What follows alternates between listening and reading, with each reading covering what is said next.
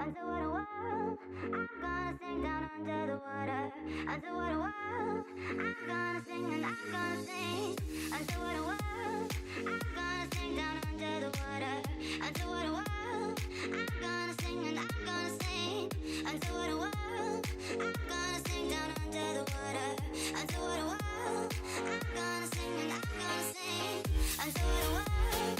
I'm gonna sing down under the water, underwater world.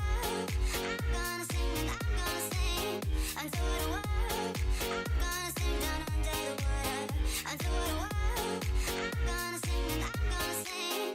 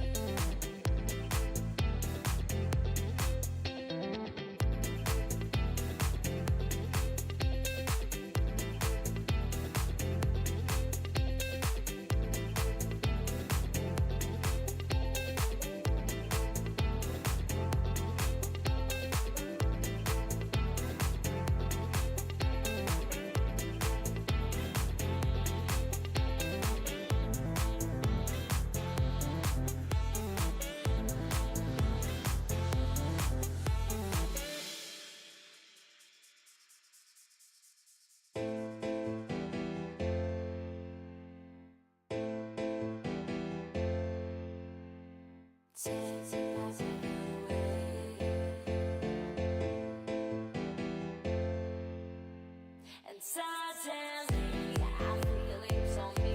I feel it on me.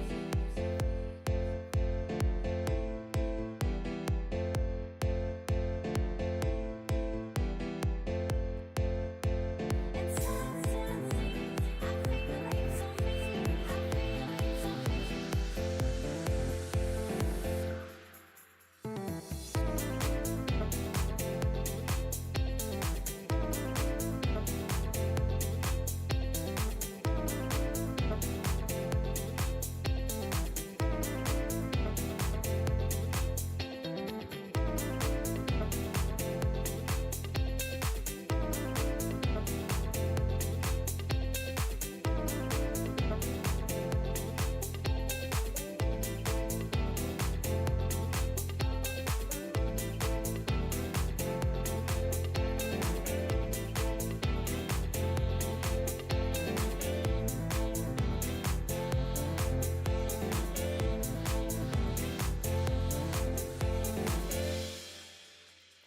Takes my breath away.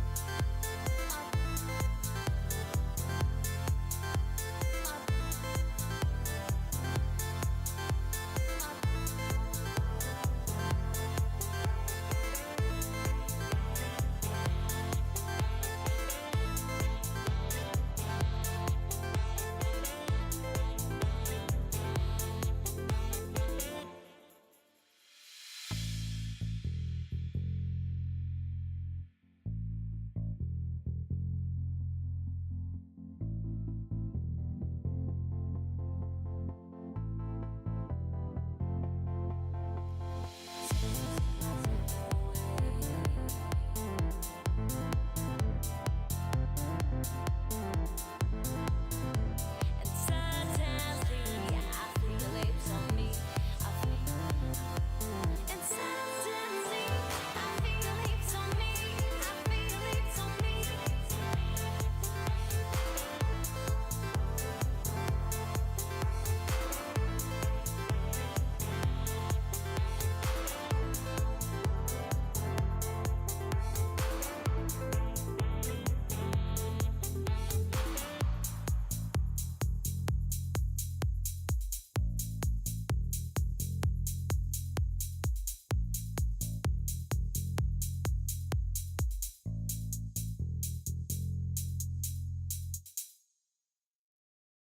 You're so hypnotic, magical.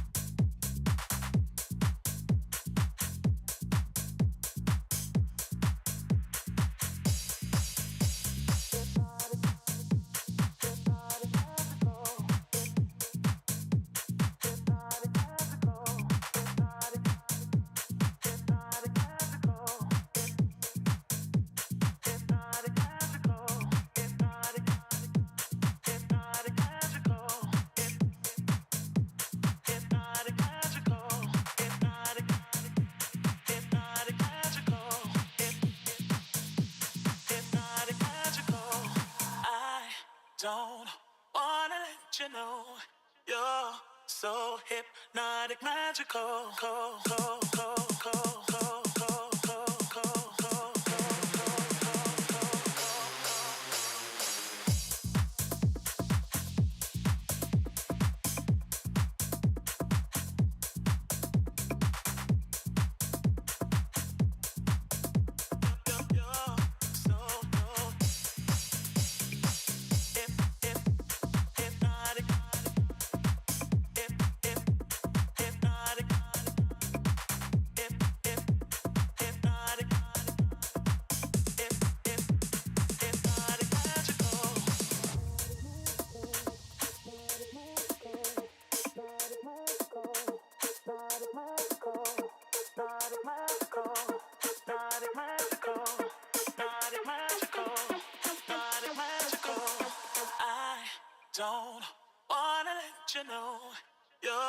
so hypnotic, magical.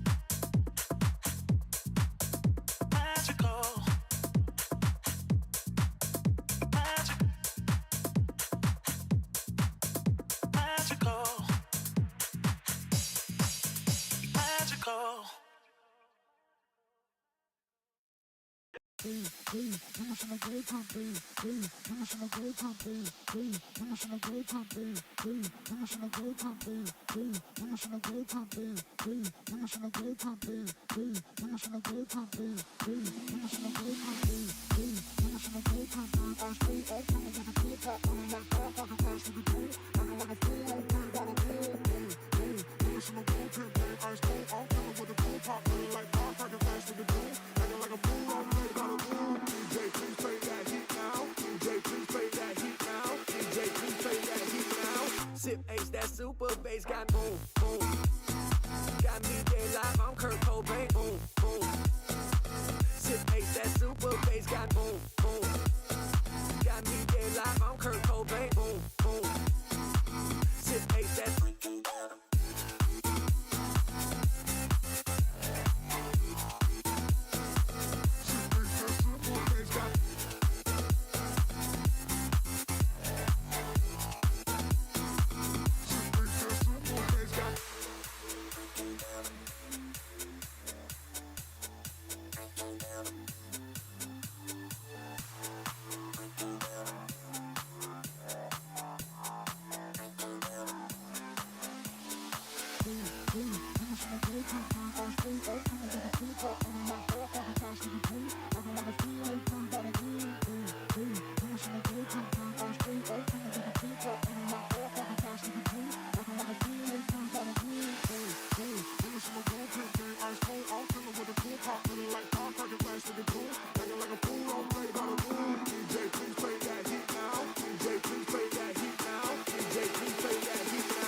Sip Ace, that super bass got boom, boom. Got me dead live, I'm Kurt Cobain, boom, boom. Sip Ace, that super bass got boom, boom. Got me dead live, I'm Kurt Cobain, boom, boom. Sip Ace, that freaking got 'em.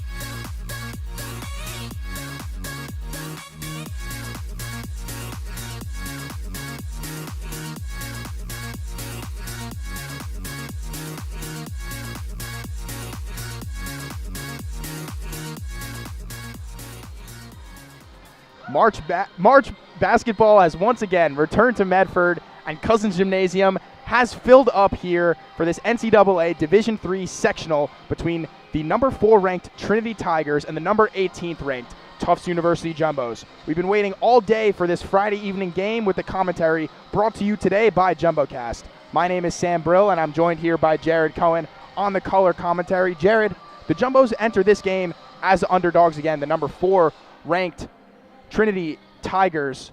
It's been a really incredible season for them. They lead the NCAA in scoring. They've broken records for three-pointers. And again, coming into this Medford Regional, their men's team actually is the one that's hosting this weekend, which is one of the reasons why they can't. But Jared, talk to me a little bit about how we got here. Well, Sam, Tufts is coming into this one hot. Winners of 11 straight. They ran through the NESCAC like it was nothing before defeating the United States Merchant Marine Academy convincingly and following that up with a victory over Skidmore. Their offense has kicked into gear down the stretch. They're shooting more efficient than ever from three-point line, and they are looking to secure their 9th appearance in the NCAA Elite 8. And as you said, Trinity in the middle of a season for the ages. 28-1, no small feat, and their wins have been convincing. A scoring margin over 25 this season. They live on the perimeter on both offense and defense, taking a lot of three-point shots and forcing a ton of turnovers. On the way to the Sweet 16, they beat UT Dallas and Hardin-Simmons, and they certainly have aspirations to go all the way. As you said, Trinity in the middle of a season for the ages, but Jared, Tufts is coming into this one hot, winners of 11 straight. Two teams have played different brands of basketball, and while it might not show so drastically in the difference in per-game stats, it certainly shows in the game highs. That's absolutely right, Sam.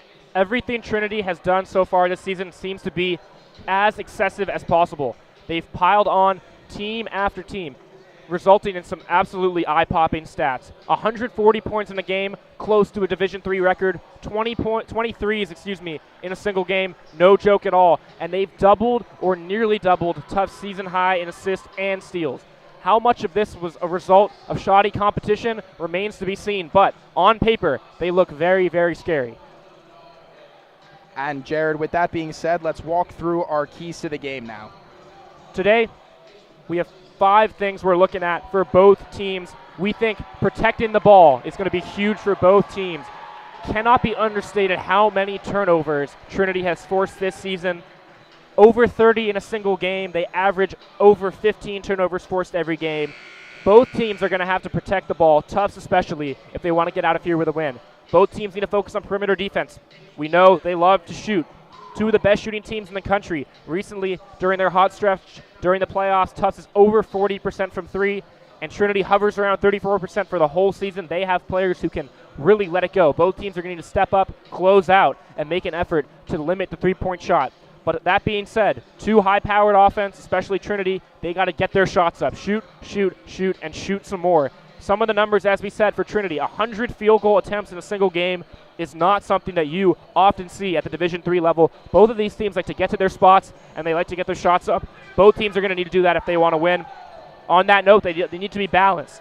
Tufts runs through Maggie Russell. We know that. Trinity, a lot more balanced usually, but cannot get to the point where all of your points are coming through a single player. Both teams are going to need to spread the ball around. Both teams are going to need to get productions all across the board. And then lastly, when you have 2 high-powered offenses like that, you're going to run, and you're going to run some more. Good transition defense is going to be a key for both teams, especially for Tufts, because we know Trinity wants to get out there, they want to play fast, and they want to get three-pointers up. Transition defense will be key. Absolutely, Jared. Again, we're really looking at a 5-headed dragon for this Trinity team.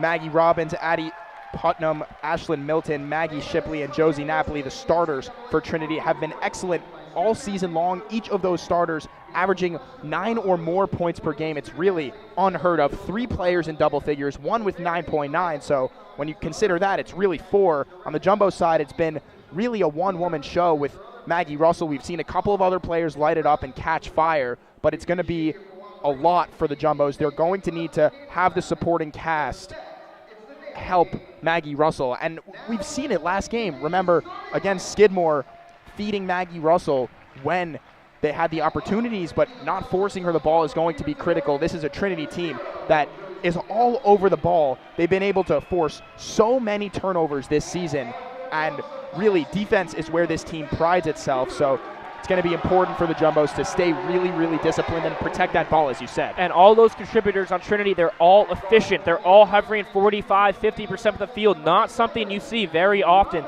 in Division III women's basketball. So certainly several players that Tufts will need to keep an eye on. For them, the question really is, who is going to create their own shot? We know Maggie Russell can do it. She does it every game. Can someone outside of Maggie Russell on the Tufts side initiate the offense, create their own shot, and kind of keep up with that firepower from Trinity? If they can do that, we think Maggie Russell, reigning NSCAC Player of the Year, she might be the best player in this game, but it can't just be her.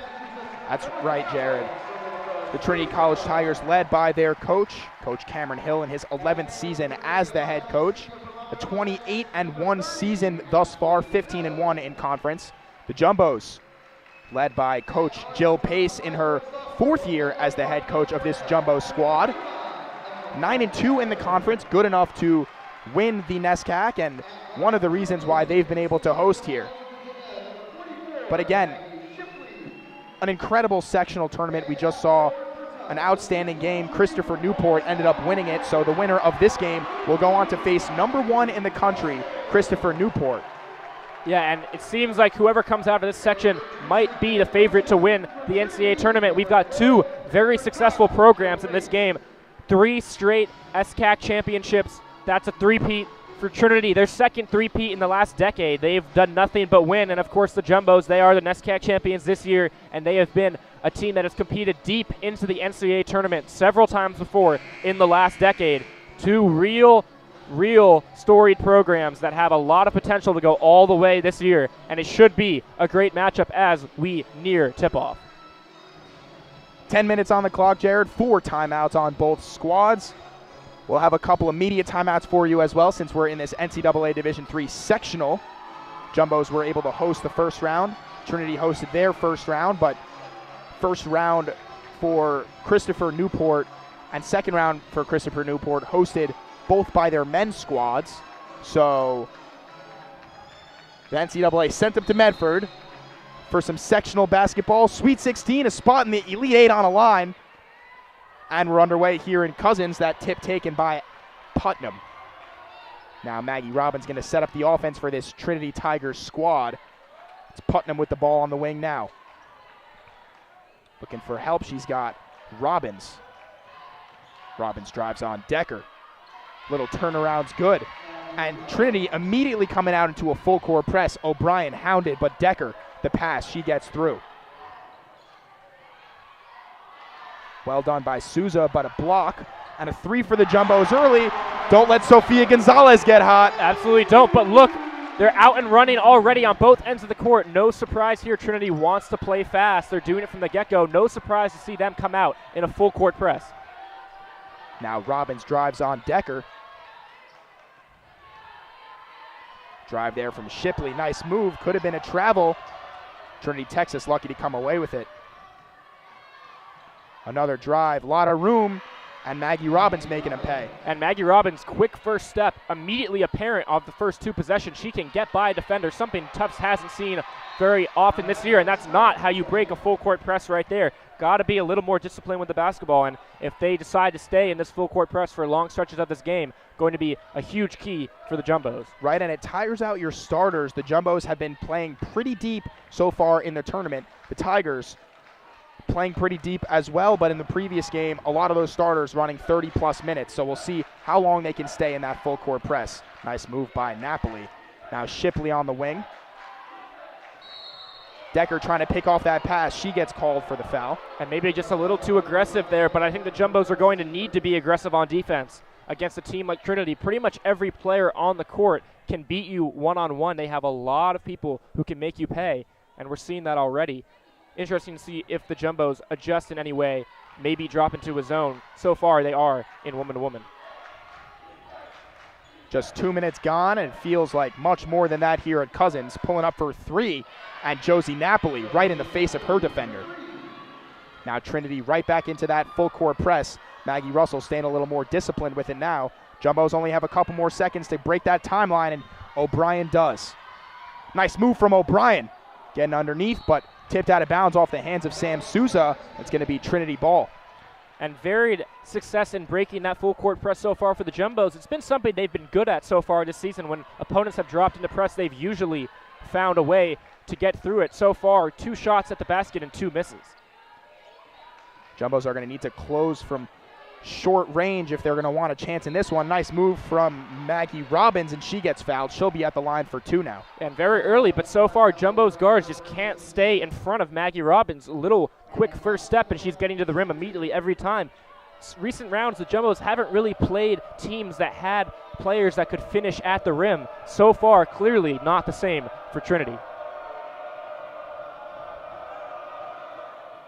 Robbins' first is up and good. The Jumbo student section were really giving Skidmore a run for their money last week. Jumbo student section helping out, all wearing white today. The Tufts University Student Senate, one of the reasons for that, they were able to get some expeditedly shipped white shirts for this whiteout here at Cousins as Decker gets fouled trying to break that full court press. Jumbo's down 6 early, though. Trinity, Texas has come out on fire. Now Decker with the ball, guarded by Napoli. O'Brien, there's Maggie Russell. Picks up her dribble, looking for some help. Decker. There's Gonzalez. Steps back, her second 3, and it's good. And don't let her get hot early. The top 3-point shooter in the NESCAC has 2 3-pointers early here at over 40% from 3 on the year. She will make you pay. And really creating her own shot there with that step-back move. We haven't seen it a whole lot, at least not a whole lot successfully. And Sofia Gonzalez feeling it here early with the gym behind her. Now Putnam. The 3. No good from Maggie Shipley. Now the Jumbos heading the other way. Chasing 3. Callie O'Brien breaks the timeline, looking for the play from Coach Pace. Finds Sousa on the wing. Russell picks up her dribble. Now Gonzalez. Sousa being face guarded. And a jump ball. Nice defense down low there. That was number 11, Maggie Robbins, the junior guard. Getting in there. Now Joelle Zeleny enters for Tufts. Sam Sousa will take a rest.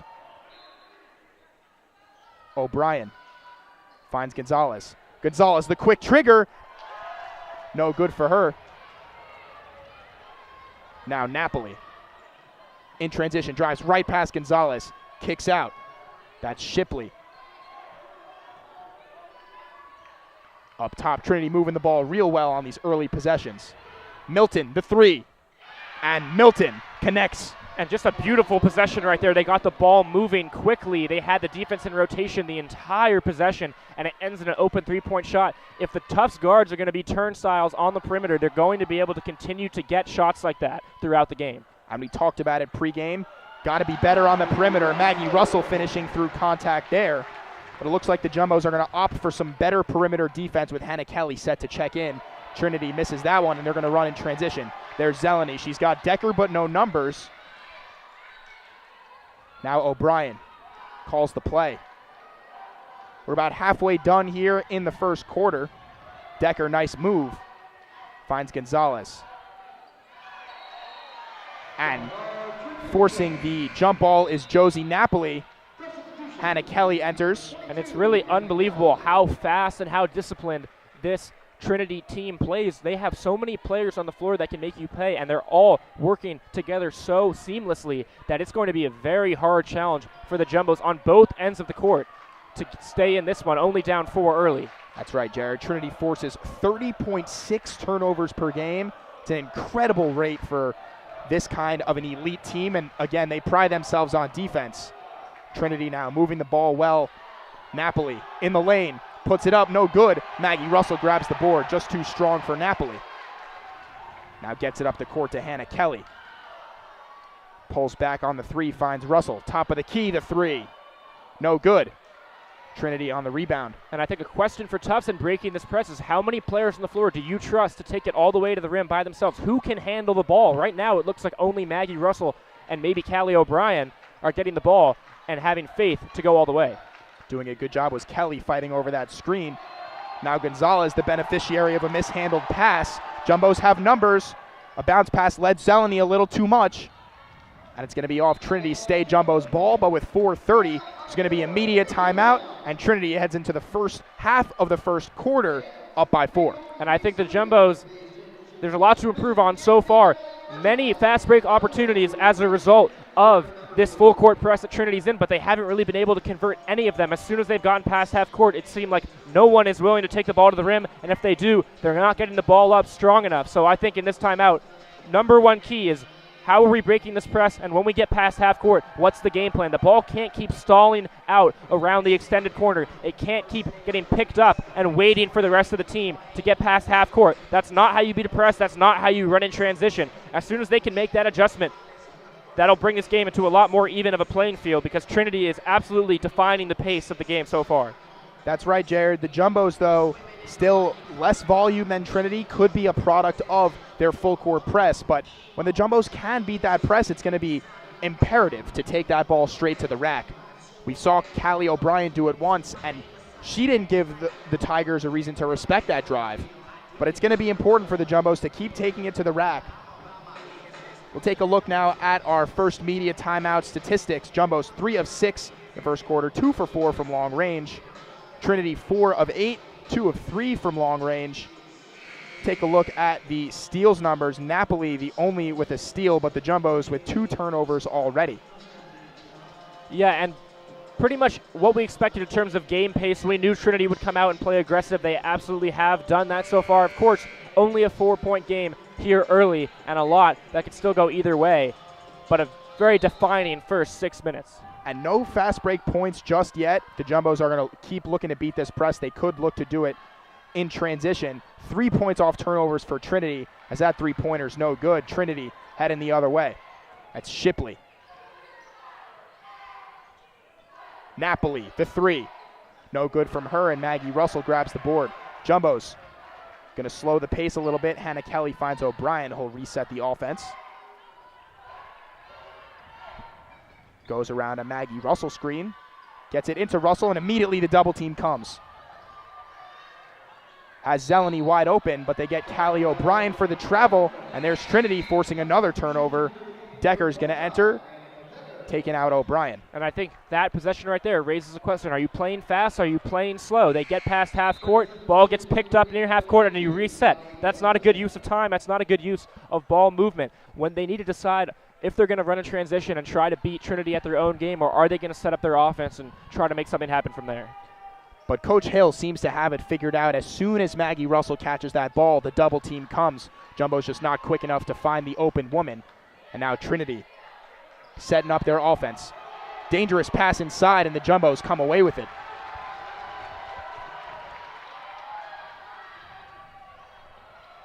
Up top, there's Maggie Russell for 3. No good off the back iron for her, but Decker fighting for the board. Trinity takes it away. Napoli now slows the pace. And off a foot of Maggie Russell is going to stay Trinity basketball. And I just think it's interesting to look at how Trinity, even when they're playing fast, they set up their offense when they're playing fast. They'll have a woman bring the ball down court, full speed, penetrate the defense, and go from there. A little kick out, and that's when their offense kicks in. In the game after that media timeout is Emily Nelson for Trinity.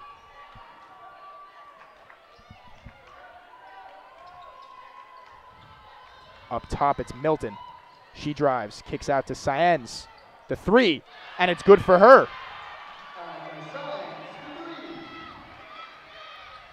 Now the Jumbos trying to break this press once again. Trinity a little softer with it. And now Russell, she's got it, finds Decker. Decker around to Gonzalez. Gonzalez back to Decker, into Russell. There comes 2. Not enough for Maggie Russell as she finishes. And they're going to need to get back to that throughout the game. The ball needs to move around until they can get it to Maggie Russell in a spot where she can score. If they're trying to get the ball to Maggie Russell on the perimeter or with time to dribble, the double teams are going to come. If they want her to get shots up, it's going to need to be deep in the paint or quick on the perimeter. Robbins drives. Taken away by Zeleny, but Trinity recovering, and Robbins, the off-balance shot, somehow gets the foul called on Zeleny. Didn't quite see where that came from. The ball seems to be stuck. Looking for help under the basket. Cade Moore tipping it out with his court mopper. Cade Moore known for his play on the football field, but getting in there for the Jumbos with the court mopper as well. Now Maggie Robbins looking to add for the Tigers from the free throw line. She extends the lead to 6. Is it not just called a mop? It could be a mop, floor mop. I don't know, man. Now Robbins from the line. And a lane violation. It's going to send it the Jumbo direction, but here comes that Trinity press once again. Sky O'Rourke enters for the Tigers.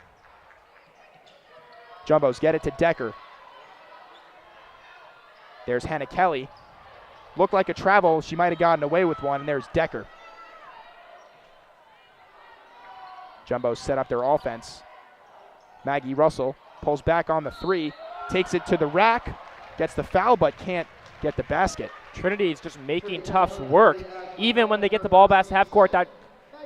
Even when they get the ball past half court, that press is not just going away. They're keeping it up near the half court line and making Tufts work for every single basket. Interesting to see how deep Tufts might have to go in this one, with their players being run around so early here in the game. Russell cuts the Trinity lead to 5, but can't get the second to go. Grabs her own rebound. Trying to grab another one. Really great hustle there from Maggie Russell, but to no avail. Trinity regains possession. They lead by 5. O'Brien re-enters. Hannah Kelly exits for Tufts. And I think O'Brien is going to be who they have to go to as that pseudo primary or secondary ball handler. They're a team based around a center, and they don't have someone who dominates the ball like that. They need someone in these situations with the press on who can take the ball, who can dribble, who can get down the court and be confident. She's had a lot more confidence entering conference play and playoffs. Trinity gets that one to go off the glass. Beautiful up and under. But again, this game is moving quickly. We're right back on the fast break. Now O'Brien gets it to Gonzalez. A lot of space for her, but doesn't take it. Back up top. Zeleny right into Maggie Russell. Turnaround jumper's good. And that's what I'm talking about. Ball movement to set up going inside to Maggie Russell. You need to at least feign the threat of an outside jump shot or any type of other offense if you're going to get Maggie Russell the ball in a place where she can make something happen. There's Cyens.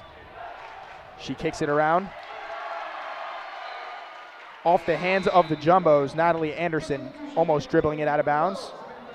One of the 2 6-footers for this Trinity College squad. And 6 feet, but guard skills is really a thing for Trinity. They don't play like a traditional team. Everyone on the floor can handle the ball, and everyone on the floor can make you pay. Gonzalez getting handsy. Trinity still has possession, and a dangerous pass off the fingertips of Anderson. It's going to remain Jumbo basketball. Defense definitely stepped up a little for the Jumbos late here in the first quarter.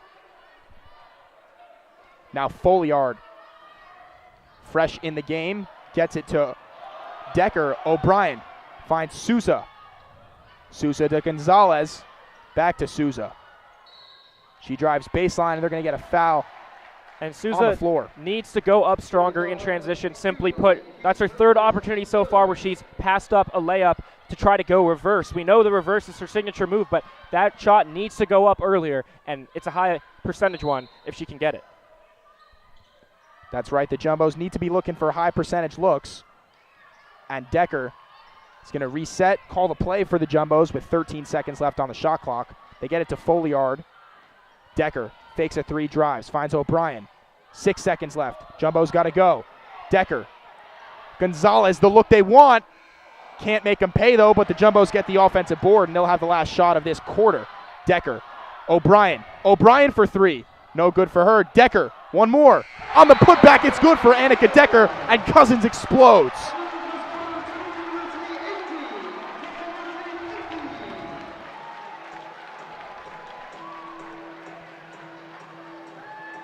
3-point lead here for the Trinity College Tigers. Fans, at this time, we proudly request that any current or former members of our armed forces please stand to be recognized. Ladies and gentlemen, let's hear it for these brave men and women.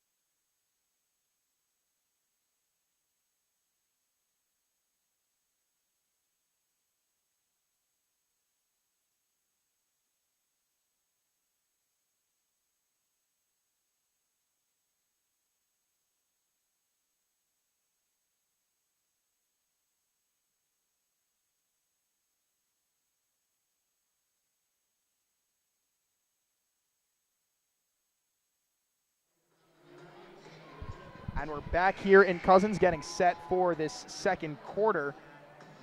We'll take a look at the box score now. Tufts expanding their volume quite a bit after getting halfway through.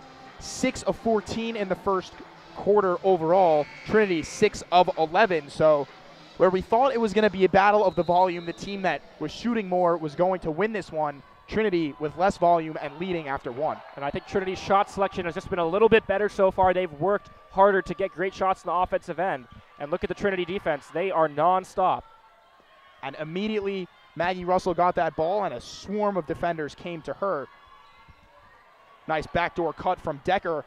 Frees up Hannah Kelly, who swishes it. And those are the shots they're looking for. Those are the shots that Trinity has been able to get. You need to get the defense in rotation to find an open woman on the perimeter. They did it right there. They're going to need to go back to that if Maggie Russell is getting double teamed. Nice move from Shipley. Puts the Tigers back up ahead after the Jumbos had tied it up. Now trying to beat this press once again. They have Sam Souza. She'll take it to the rack. Fights through the contact. Can't get it to go, and no foul either.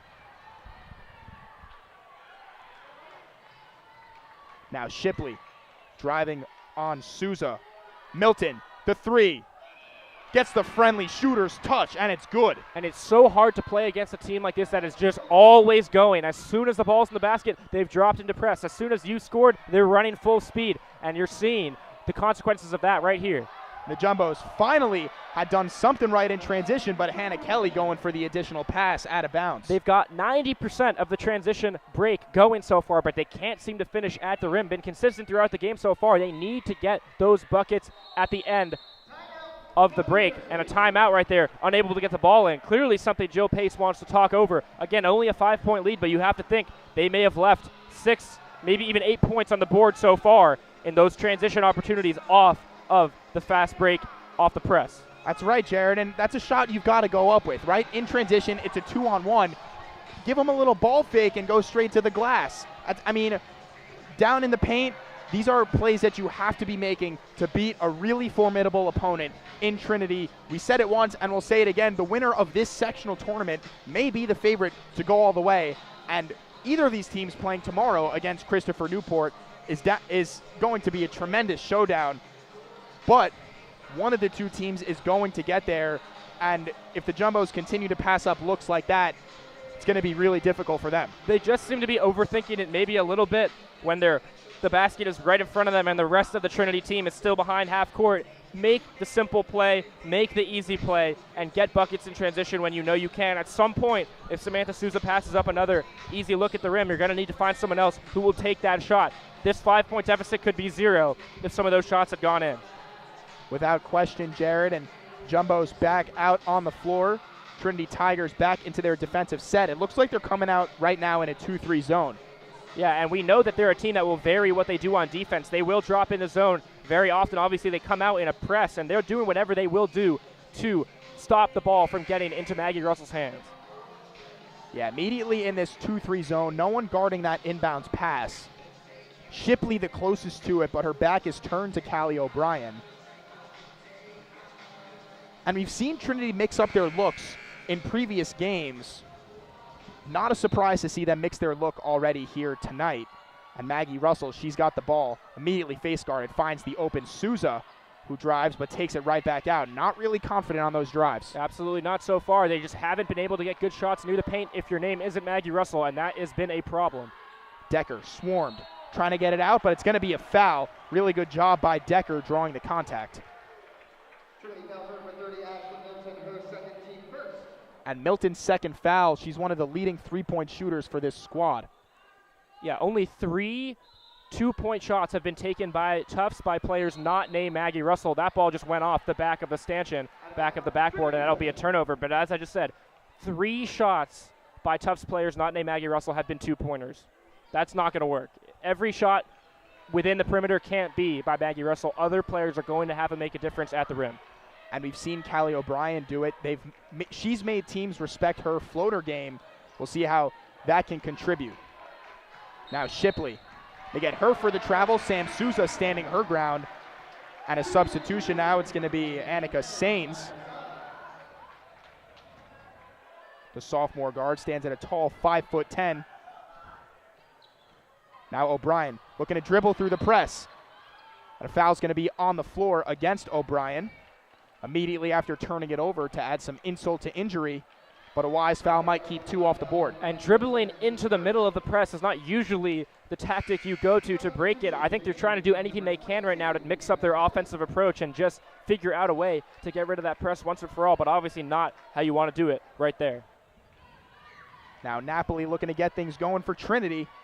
They lead by 5. Putnam drives on Hannah Kelly, but kicks it back out there. Sains. Nice drive. Maggie Robbins can't get it to go. The Jumbos in transition. Maggie Robbins has really gone hard at the basket all game long. Yeah, it's really unbelievable how quick she is. I didn't know that coming into this one. And then right on the defensive end, she beats Annika Decker to the sideline. The number one thing they teach you to do when you're playing press. Sophia Gonzalez from long range. And she might be the player to keep the Jumbos in this. Not really much you could do to stop her when she's hitting threes like that. She's got 3 already as Shipley fires one of her own, but Gonzalez right there to grab the board. Hannah Kelly in transition. Taking it herself. And that's what we're looking for right there, a confident take to the basket, no looking around. You're in a one-on-one, you're either getting fouled or you're making the basket or both. And we're all tied up here in Cousins, the student section. New signs of life. Nice drive down low, the fortuitous bounce, and good. Trinity regains the lead. Now Jumbo's trying to break this press once again. Decker with a lot of room. Gets it to Hannah Kelly. Sousa wide open on the wing, but the Jumbos will slow it up.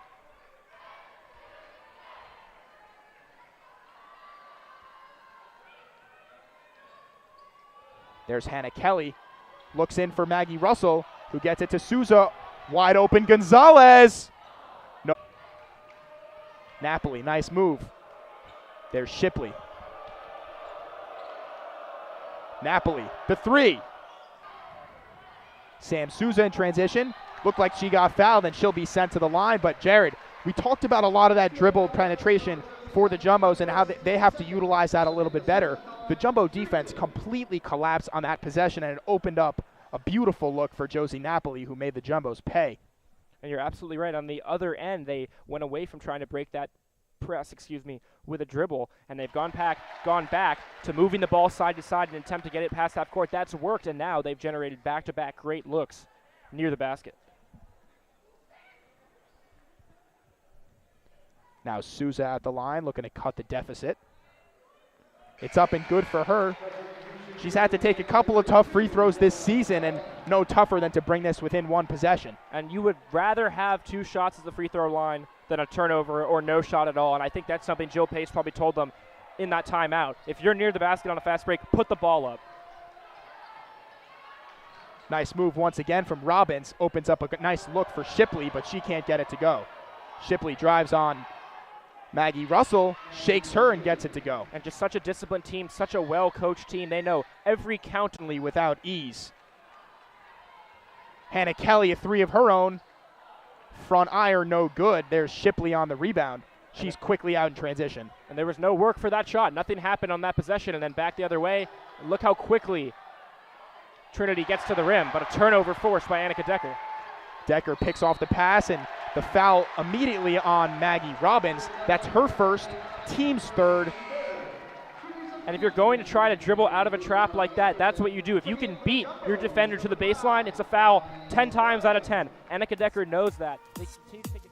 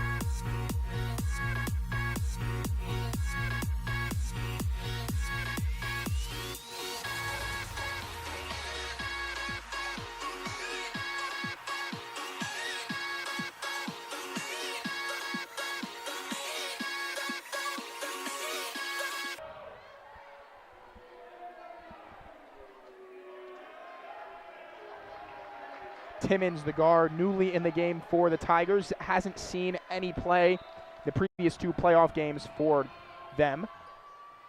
Now Anderson finds Sains. There's Timmons, guarded closely by Decker. Swinging it around, that's Napoli. She drives. Puts it up, off balance shot. Hannah Kelly with the rebound, and Trinity applying the pressure once again. Not even on every make. On misses 2. And there's Zeleny now breaking the press. Finds Russell. Gonzalez fakes the 3. Pulls it back. Finds Decker. They'll reset the offense. Looked like Gonzalez had a lane, but didn't think she could beat her defender to the rack. Decker, nice move. Scoop layup is good. And the Jumbos with their first lead of the day. And what a move from Annika Decker.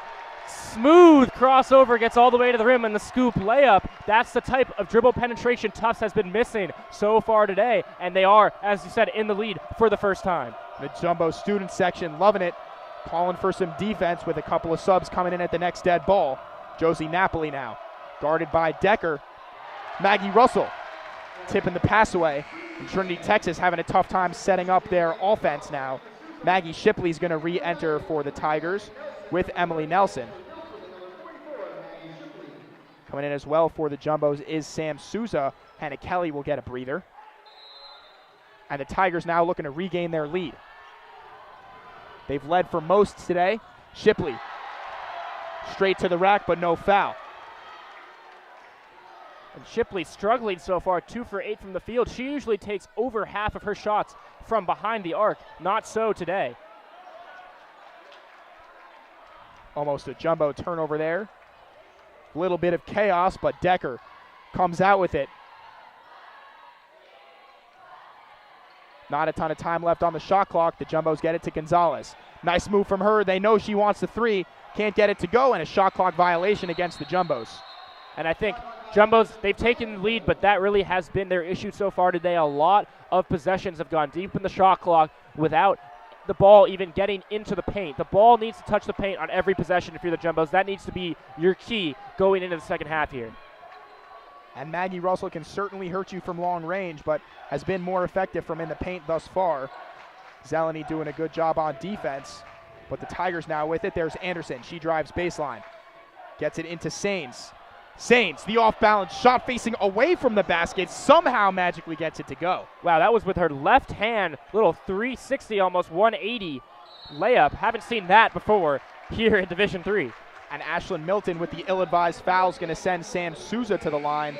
Again, Trinity already in the bonus, which means 2 free throws for the Jumbos and a chance to regain the lead. And as I said, when you play so aggressive and you drop into a press from the first second, you're going to make more silly fouls like that. You're constantly going to be running to try to catch up to the other team, and that has led to Tufts getting in the bonus here so far. Souza's first is up and good. She's hit a couple dagger free throws earlier in the season. We're all tied up here with 1:13 left to go. Souza's second's up and good as well. Trinity now chasing 1. No problem for Maggie Shipley. She brings it across half court. Finds Sains, the 3. No good. Maggie Russell fighting for it, but tipping it to herself is Timmons. Excuse me, that was Emily Nelson. The 3. No good off the backboard, but Trinity, another offensive board. Maggie Russell taking away the pass, though. She's got a couple of Tigers to beat, puts up the floater. No good, tips it out of bounds. It's going to be Tiger basketball. But I'd honestly like to see more of that. Almost got that one to go. We haven't seen a lot of Maggie Russell downhill today because they've been so quick to double her every time she gets the ball. Now Shipley, the senior guard, 6 feet tall, bringing it up for the Tigers. Drives on Folliard, can't get the lefty layup to go. Souza picks up her dribble, finds Decker. Shot clock turned off. Got to get going. There's Russell. Whole lot of contact. Souza, the 3. No good for her. Zeleny falls on the rebound. It's going to be a jump ball. This one's headed in Trinity's direction. But still a strong hustle play from Zeleny, and it's what you want and what you expect from your team late in the tournament here. You love to see Zeleny get on the ground for that. That's right. Zeleny, the only senior on this Jumbo squad. Exactly what you want to see from a senior captain. That kind of leadership. Lead by example and give your team 110%. Nelson, the 3, no good. Rebound plucked away by Natalie Anderson. She gets it to go at the buzzer, and Trinity, Texas is going to head into half up by 1 on that second chance opportunity. And the Jumbos took the lead late here in the second quarter, but It didn't look like that the entire half. I would say a very strong half of basketball for Trinity. They shot incredibly efficiently from the field.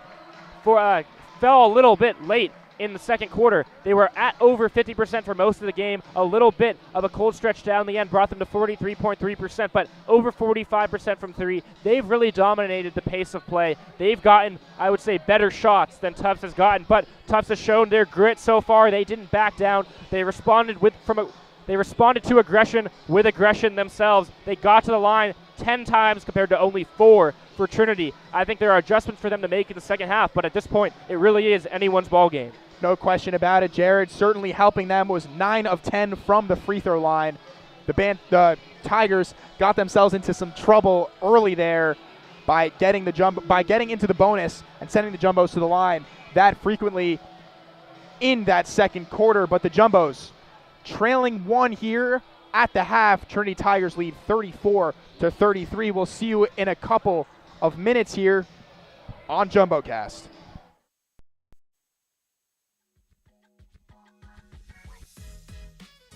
Hi guys, my name is Michaela Paquette. I'm a sophomore forward on the Tufts women's basketball team. My name is Sophia Gonzalez. I'm a sophomore and I'm a shooting guard. My name's Sam Sousa and I'm a junior guard. Callie O'Brien, I'm a junior point guard. Pigeon. Mal, maybe? Sam. Me. Callie. Callie? Me or Annika. Callie. I honestly feel like it's all of us. Like if we put on a song and we all just jam out to it, it's just such an environment that you just want to be in. It's so fun. So all of us. Mick. Michaela. Me, Sam, Soda, and Pigeon. Me. What is it? I go in the hot bath, then I rinse off in the shower. Hot bath hot, shower cold. Callie. What is it? She sits in the hot bath for like -3 seconds and then gets out and just gets into it. I don't know. The hot bath is just a good relaxation before the game, and I admire her for doing that. Me and Pigeon make our TikTok, Me and Callie. and then we're ready to go. Wait, hold on. You make the TikTok pre-game? We post it post-game. We make the TikTok pre-game. Hannah? I see her norm attacking a lot after the games. I'll give her that. Sam, you want to zoom in on Michaela's reaction to the answers real quick? I don't know. All of us. Come on. We're looking for an answer. There's an answer? There's a very clear answer. There's 2 people on your team who have a very... The TikTok! Oh! moment. You gotta be gold on camera. Wait, we're stupid. How did we not think of that? All right, next question. I don't know. Can I say me? Yeah. Okay, me. Probably Pigeon. Pigeon. Hannah. Sorry. Like Mallory? Mallory. Pigeon. Oof. And yeah, you can tell her that she doesn't listen to requests and she doesn't read the crowd. Like if she'll play The Weeknd and then I'm like, oh, I don't like The Weeknd. She'll keep playing The Weeknd. Like I need Uzi or something. Me. Caitlin. Caitlin. Caitlin. She's got the best aux, and she never goes on aux. Caitlin, get on aux. Thank you.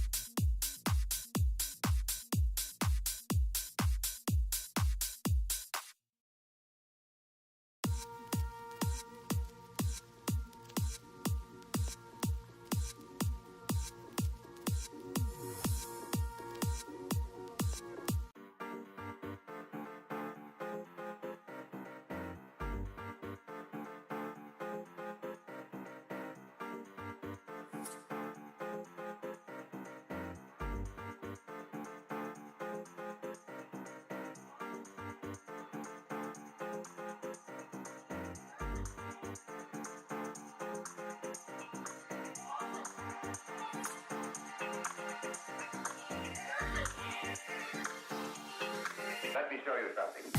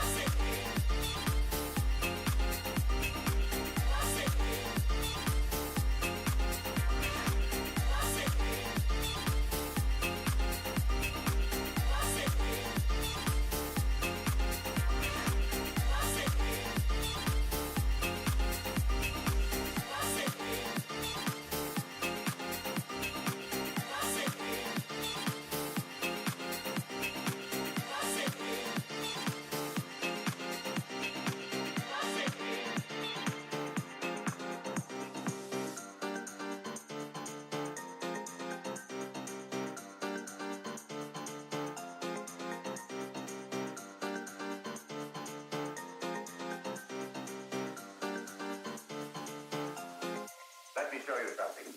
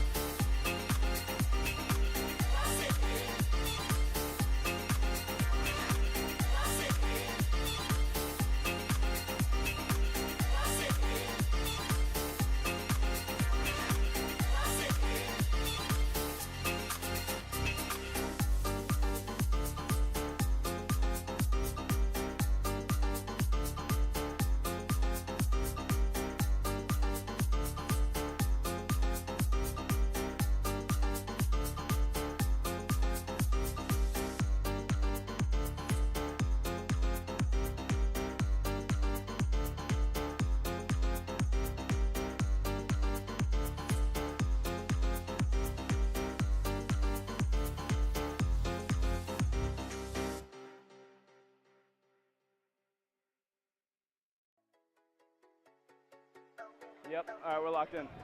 All right.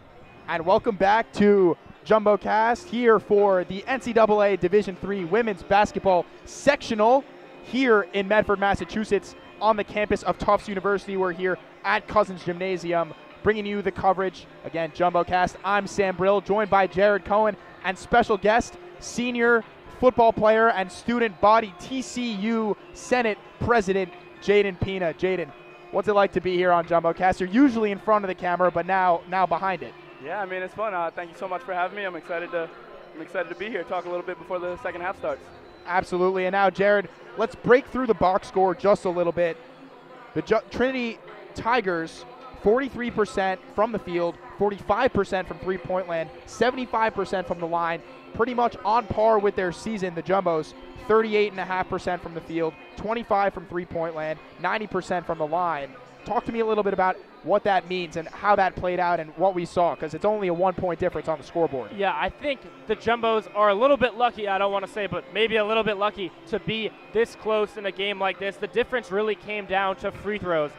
Trinity got better shots than Tufts the entire first half. They got better shots in the paint. You can tell 16 paint points to only 10 for Tufts. They got better shots from behind the arc, 5 from 11 from behind the arc, as opposed to 4 of 16 from behind the arc for the Jumbos. They got better shots, but their aggression came back to bite them. They got into foul trouble, and that 10 free throws for the Jumbos made the difference in keeping this one a close game. But you have to think, if the Jumbos continue to shoot as poor as they did, especially from behind the arc, and Trinity continues to get as many good shots as they did, it may not be this close for this long.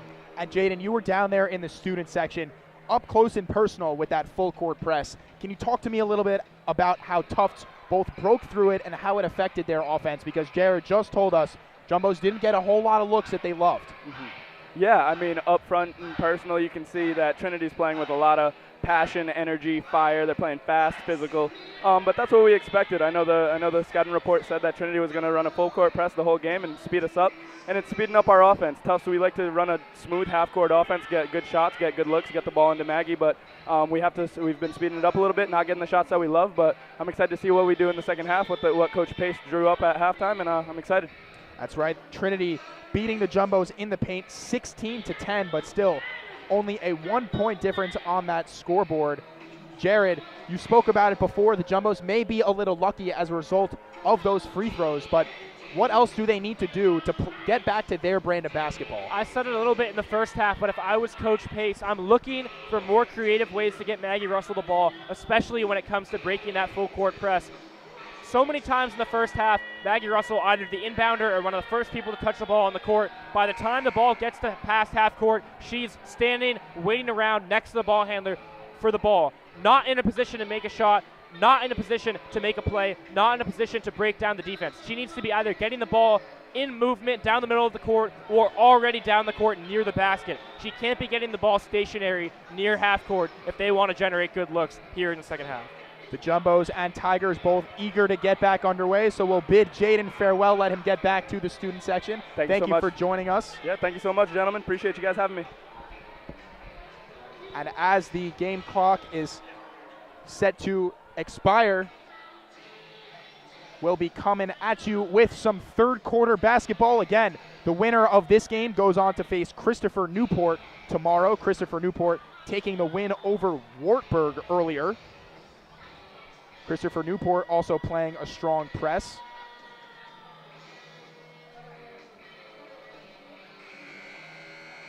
Same starting fives out for both of these squads. Sam Souza set to get the ball in.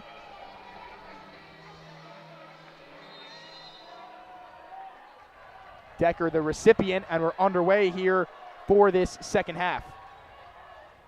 Jumbos immediately with the plan, get it to Hannah Kelly in the corner.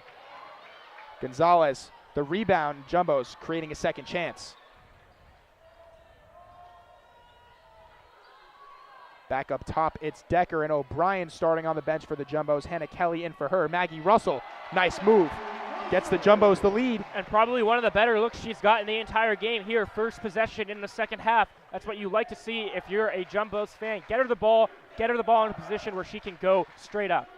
And the Jumbos love that, especially the student section, giving a "you can't guard her" chant off the leg of Maggie Shipley and headed the Jumbo direction. They've come out with a plan here in the second half. Let's see how they react to this full court press. That's really the biggest question, and a quick foul. Again, the aggression coming back. That's 3 on Maggie Robbins, and quick here in the first half. They have Annika Decker in movement coming back to the ball. It's very hard to stop that without putting your hands on the offensive player. And Maggie Robbins, who had gone at the basket with such poise and confidence earlier in the game, picking up her third foul early. It looks like she is going to have a sub here quickly as Decker gets it to Russell, who pulls the trigger on the 3 ball. It's a 2 with her foot on the line. And we've seen so many times, all it takes is Maggie Russell to knock down one shot for her to get hot. Maybe that's what we're looking at right here. And Russell, beginning to percolate from long distance, may make Trinity respect her mid-range jumper. There's Nelson. Can't connect on the 3. Fighting for the rebound was Gonzalez. It was Robbins who couldn't fight for the board with 3 fouls. And now Decker handling for the Jumbos. Gonzalez in the corner fakes a 3.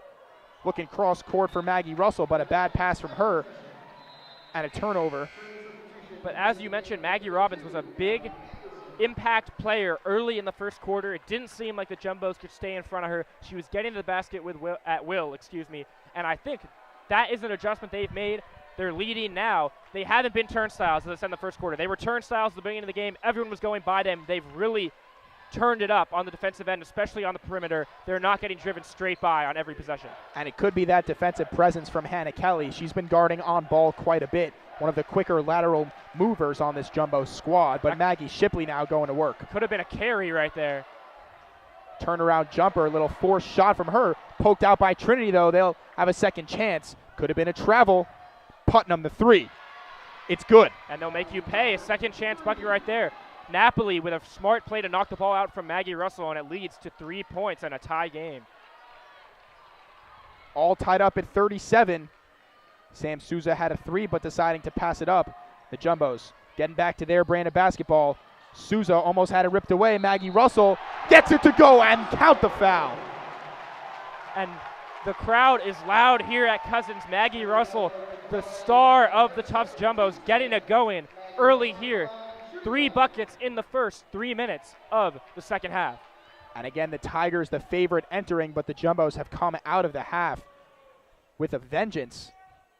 They don't want to go home. They'd love to keep dancing. Maggie Russell puts them up 3. Now Napoli, she's been great so far in this one. 6 points for this Trinity squad. Their attack has been largely balanced. No player in double figures, but a whole lot of Tigers out on that score sheet. Little jumper inside. No friendly touch for her, and Maggie Russell coming down with the board. The Tigers in the press, though. Long cross-court pass to Gonzalez. She pulls the 3. Would have been huge for the momentum, but can't get it to go. Wow. And it's going to be an over-the-back foul on Maggie Russell, immediately helping up Napoli. I didn't see that quite as an over-the-back foul. Yes, she had probably one hand on the opposing player's back, but didn't attempt to go over. They'll live with that call, but that possession could have been a big momentum boost for Tufts if Gonzalez had gotten that to fall. She is quick with her shot today. She wants to make an impact. And the Tigers trailing 3, looking to set it back up once again. There's Nelson. Nice pass inside. But off the hands of Putnam, it'll be jumbo ball. Gonzalez in transition. Fumbles it, but gets it back up top to Decker. There's Russell to Hannah Kelly. Almost poked away, but she regains control. Maggie Russell once again gets fouled. It's going to be on the floor. Rather, they call it travel against her. And another forced turnover by Trinity. Really excellent job defensively. And as Trinity goes on the offensive end here, really their stat sheet, very interesting. Their leading scorer on the season, Ashlyn Milton, only attempted 2 shots so far, both 3s, and they both went in. But Maggie Shipley, who transitioned in and out of a 6-man role this year, 2 of 11, hasn't really been able to get it going so far today. Napoli connects. And immediately the timeout. It's Coach Cameron Hill. He'll talk over his full court press as we're all tied up here in Cousins. And we're looking at a back and forth game so far here in the second half. Neither team punching hard enough to put the other team on the mat just yet. A 3-point lead for the Jumbos, followed by a 3-pointer by Trinity. And as I said, just a fascinating stat sheet for Trinity so far. So many players have entered the game. Over 10 have taken a shot. Only a couple of them have taken more than 3 shots, those being Josie Napoli and Maggie Shipley. You would think they might look to Ashlyn Milton a little more down the stretch here. She's their leading scorer. She's their leading 3-point shooter. But again, only 2 shots today. 2 of 2, she is 6 points. Balanced stat sheet, but definitely some work for them to do on the offensive end. Absolutely, Jared. Largest lead of the day has been 7 from Trinity. Only 3 from this jumbo team. But the lead time in this second half has been a whole lot of jumbos so far. Again, really balanced stat sheet for Trinity. It hasn't been the same for the jumbo side. Maggie Russell, the leader, with 18. Sofia Gonzalez with 9. That's 3 of 9 from three-point land. Started quite hot, has cooled off a bit. But as they say, shooters shoot. And she will continue to shoot. 6 minutes left in the third quarter. We've got the third quarter stats for you. Jumbos 3 of 5 here early, bumped up their overall field goal percentage to 41.9. They're going to want to continue to get good shots. I'd say they've gotten better shots so far here in the second half, early of course, than they did in the first. That's right, Jared, but still 0 for 2 from long range, so it's going to be still very important the rest of the way to keep looking for those good shots. The Jumbos slowing it up after beating the press. Decker calls the play. 17 seconds left. Usually don't wait that long to start their play. Zeleny gets it into Russell, immediately swarmed. Decker the three. No call. 3 seconds on Maggie Russell. And I think that's kind of a product of when you start your offense so late in the shot clock. And as I said, Maggie Russell not really a factor when it comes in setting up their offense off the break like that. I think they need to get her more involved early in the shot clock.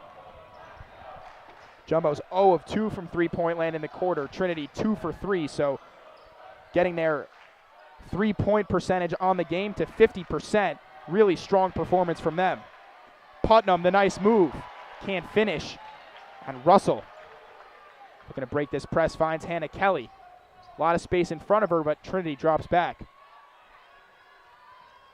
Trinity in his zone once again. It's that 2-3. Decker drives. Has Zeleny. Russell with it. Still has Zeleny wide open at the top, who cuts. Russell trying to do a whole lot, but blocked away by Trinity. Nice behind the back move from Putnam, shakes the defense. Now Shipley with a head of steam. Drives away from the basket, can't get it to go. But Napoli, the beneficiary of the long rebound, drives once again. They get the Jumbos for a foul.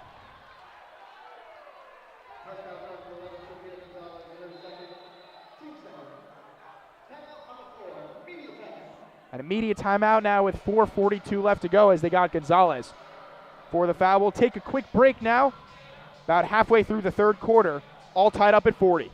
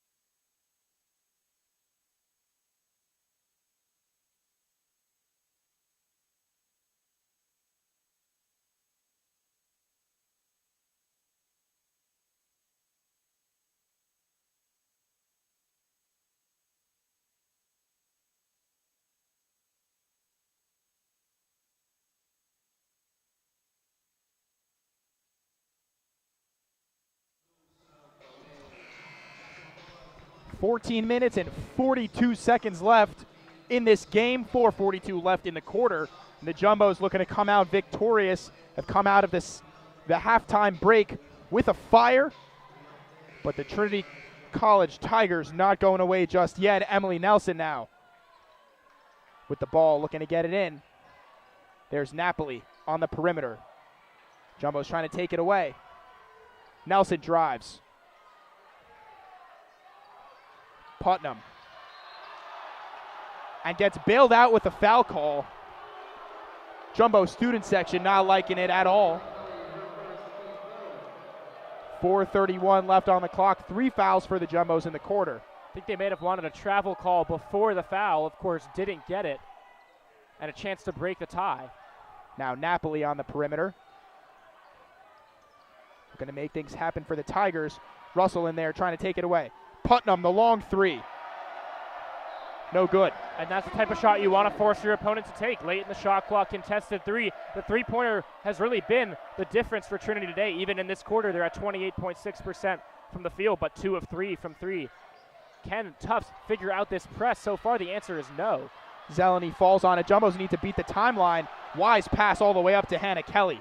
Takes it straight to the rack, off the glass and good. Jumbos regain the lead. And that's how you finish on a fast break. Use your body as a shield, go straight up. Hannah Kelly has been a difference maker so far today for the Jumbos.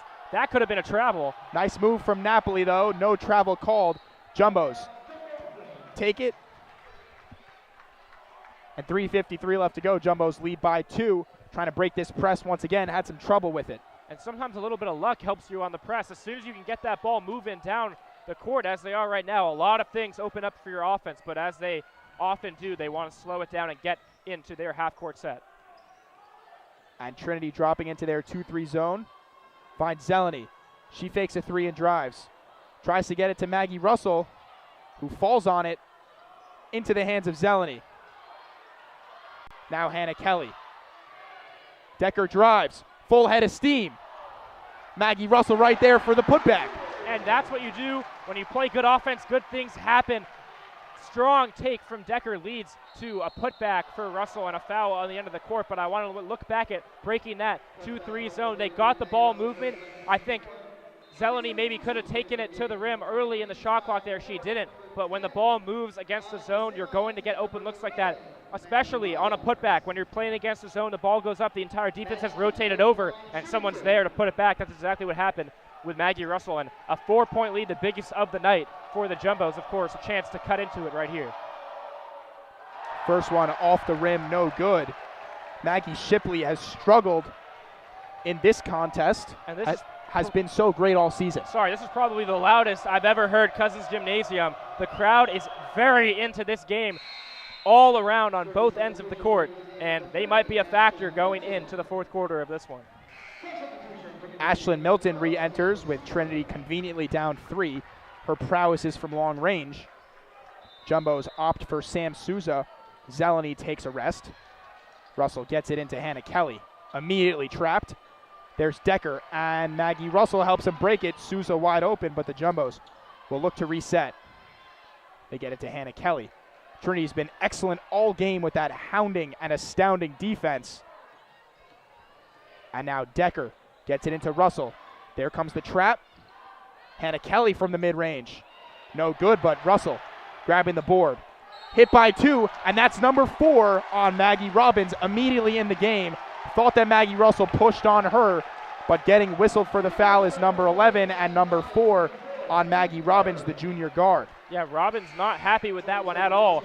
Chatting a little bit with the referee, but that's what happens when you have a physical presence like Russell on your team. She is easily the most intimidating player on the floor, and it's paying off here in the second half. Only 3 fouls in the quarter for Trinity.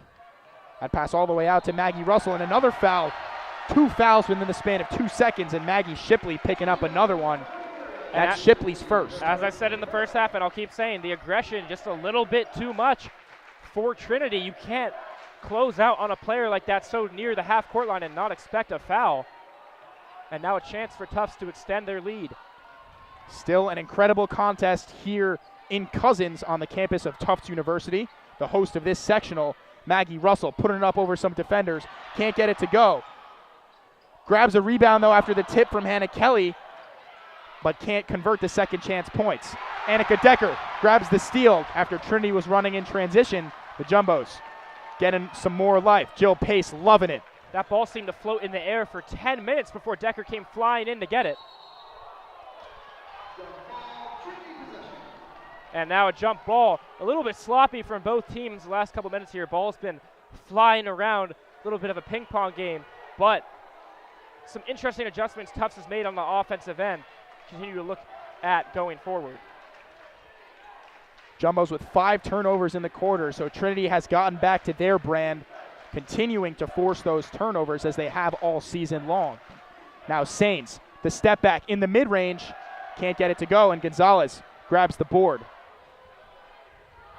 Jumbos cross the timeline, get it to who other than Maggie Russell, but they'll reset it to Decker and set up their offense once again. I want to lead by watch 3. If the ball gets to Russell in the paint, how many red jerseys swarm her? She's been getting quadruple team here in the third quarter, And Gonzalez pulls a 3 of her own. Hannah Kelly decides to reset the offense. Again, in that 2-3 zone, it breaks down, and a foul down low. Sam Souza looked like an awkward fall, but it's going to be a foul on number 12, Putnam, her 3rd for Trinity.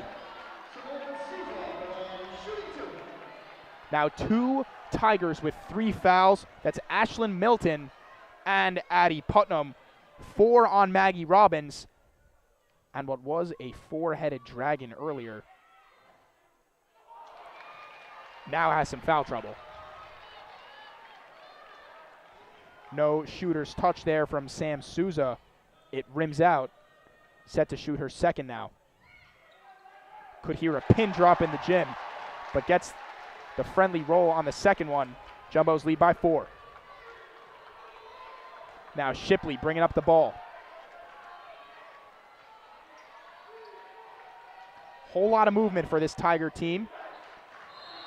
Looked like it could have been an offensive foul there. But the Jumbo's picking up another. Sofia Gonzalez picking up her 4th. Not sure I agree with the call on that one, as Gonzalez will come out of the game. It looked like the contact was led by Trinity with the elbow, not by, Sofia Gonzalez on the other end. So I'm not sure if I agree with that one. And maybe ball don't lie a little bit right there. There's a free throw. It will send off the front rim. It will send Putnam to the line, looking to cut into the 4-point deficit. Putnam in some foul trouble of her own. She feels something strange on the court.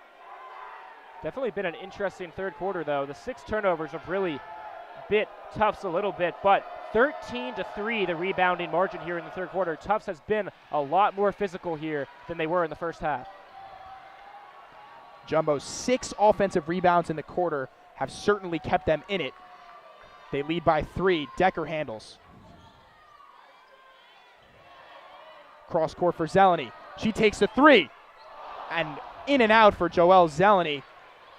Tigers have a chance to tie it up. There's Ashlyn Milton. Exactly who they want with the ball. Shipley getting inside to Sains. And stripped away by Maggie Russell. Jumbo's forcing a turnover of their own. Putnam almost picked up another foul. And instead, it's number 23, Sky O'Rourke, the first year for Trinity, is going to send Maggie Russell to the line as both teams now in the bonus. And the Trinity offense just a little bit stagnant here in the third quarter. I think they need to figure out who is their go-to scorer. They're such a balanced team that it's almost too balanced, if that makes any sense. Besides the 12 shots from Maggie Shipley, no one else has really taken a bulk of the scoring load onto themselves. I think here late in the game, someone needs to step up. Absolutely, Jared. Sometimes it's a little good to be selfish with the basketball as Maggie Russell opens it up to 5. Largest lead for the Jumbos on the day. Shipley. She's been that girl so far for Trinity, taking on a lot of the volume. Milton. It's good for her. Ashlyn Milton taking matters into her own hands, cutting the deficit to 2. Sains getting her hands on Hannah Kelly. Kelly picks it up, finds Zeleny. And back to Hannah Kelly. Jumbos will hold for their last shot of the quarter. 10 seconds left. Decker drives. Nice screen. Zeleny, the 3. Off the rim, no good. Long rebound, Maggie Russell. 2 seconds left. Puts up the long 3. Off the rim and no good for her either. But the Jumbos headed into the half, trailing 1. Now lead by 2 going into the fourth quarter. And a great action-packed third quarter we just witnessed. It's going to come down to the wire here at Cousins. As you said, 2-point game. Maggie Russell really carrying the load for the Jumbos. She's up to 22 points and 12 rebounds on the night, along with 5 steals that have been absolutely key to the Tufts effort. But for Trinity, as we said, a lot of balanced scoring effort. I think it's going to have to be Ashlyn Milton who steps up. Only 14 minutes played so far today. She's taken 3 shots. All 3 of them have been 3-pointers, and she's made all 3 of them. That's 9 points in only 14 minutes. I think if Maggie Shipley can't get it going, which she hasn't been able to so far, only 2 of 12, they're going to need to look for her. She's been a little too passive so far today. That's right, Jared, and 56% of this game has been led by the Tigers, 33.8% by the Jumbos, and the rest of it all tied up. It's really been an incredible game here in Cousins Gymnasium on the campus of Tufts University.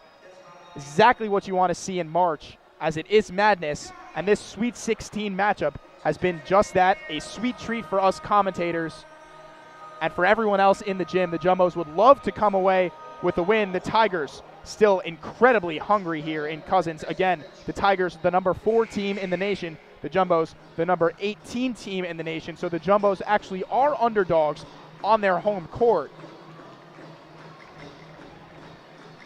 Interestingly, the Jumbos 0 of 6 from three-point land in that third quarter. It'll be interesting to see how that's shaken their confidence. And I think the flip side of that is that we came into the second half with the paint difference being 16-10 in favor of Trinity. Going into the fourth, 18-16 Tufts. So they prevented Trinity from scoring even a single basket in the paint. Yes, the 3-ball stopped falling, but they made the adjustment.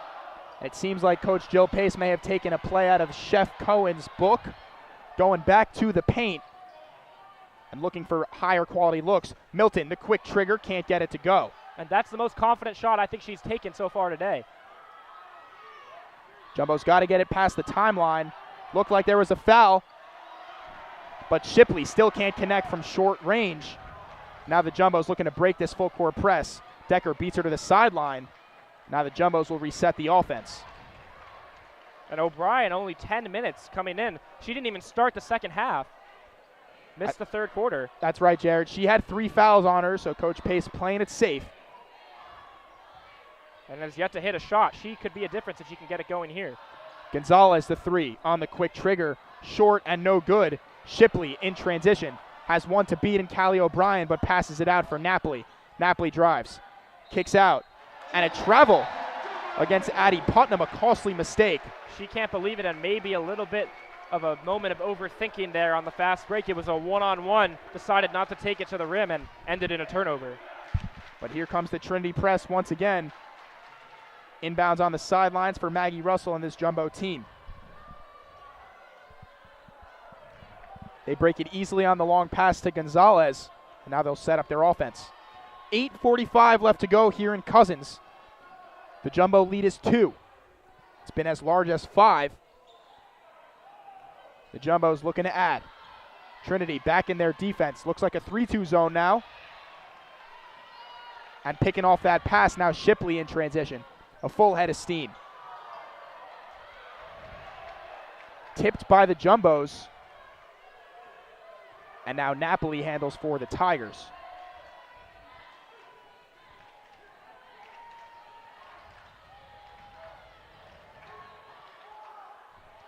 Gets it into Anderson. Anderson knocks down Souza, and no foul, but the officials will stop play. It looked like she swung an elbow right through her face. Definitely a dangerous play, but no malintent from Natalie Anderson the first year. And Sam Souza pretty visibly shaken up. Hard to fault the crowd's reaction right there. Looked like an elbow directly to the face. That's usually an automatic offensive foul. No call there. It will be Tufts possession. We'll see if there's any result from this. Souza seems to be okay, but will exit the game. Sam Souza's been one of the grittiest players for this Jumbo squad. We've seen her take offensive fouls. We've seen her hit her head and stay in the game. And I think that says a lot. The grittiest player on a very gritty team. Really, their grit has been what's gotten them to this lead so far today with their three-point shot not falling. And Jared, you may have mentioned it earlier, but it's not about how hard you can hit. It's about how hard you can get hit and get back up. Sam Souza trying to get back up, and the Jumbos trying to help her out. Zeleny in the lane connects. And that is what Sofia Gonzalez hasn't been able to do so much this season, but when she can, is so effective. Use the threat of the three-point shot to make opportunities for your teammates. She did it right there, and a key moment to do it here in the fourth quarter. Now Milton finds Shipley. The pull-up jumper's no good, and Maggie Russell grabs the board out of the reach of Anderson. And just a tough night for Shipley so far. Maggie Russell slow to get back in the play. The Jumbos will set it up. And there's Decker. Now Zeleny on the wing. All alone, Gonzalez. Can't get it to go, and the long rebound is Shipley. And she's been cold here in the second half. Yet to hit a three-pointer. But she will keep shooting. We know that much. Napoli drives. Off the glass and no good. A whole lot of contact in the lane, and Napoli disappointed with the no call.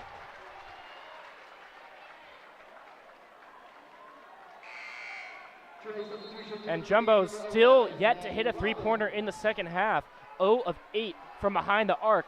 You have to think if they can get anything to change on that front, they'll be very happy with where they're headed here late in the third, but a bad pass picked off on the inbound. Now Trinity threatening, fresh in the game, and off the glass no good from Maggie Robbins. She spent a whole lot of time on the bench in this second half due to her 4 fouls. But a Trinity team that puts up 85.5 per game at 45 here, not even halfway through the fourth quarter. Still a whole lot of time left, but well below their season mark. That one out of bounds, good hands. This is the pace of play that we're, not maybe the pace of play, but this is the type of game we're used to seeing in the NESCAC. It's not something Trinity is as familiar with. They're used to running up the score. 26 points, taking 100 shots. Hasn't been the case today in the slightest. Now Gonzalez gets it to Maggie Russell, and that's far too easy for her. And that is a beautiful offensive set from the Jumbos. Russell sets the screen and just leaks inside. Nothing you can do about that when she gets in front of the defender and has nothing but the hoop in front of her. Coach Hill letting Robbins play with 4 fouls. Putnam drives to the rack, can't get it to go.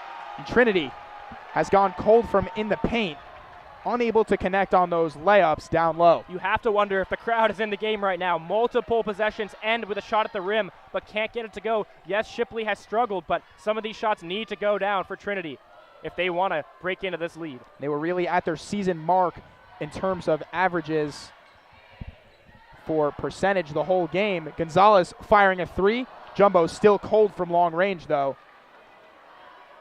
Trinity in transition, looking to get something going.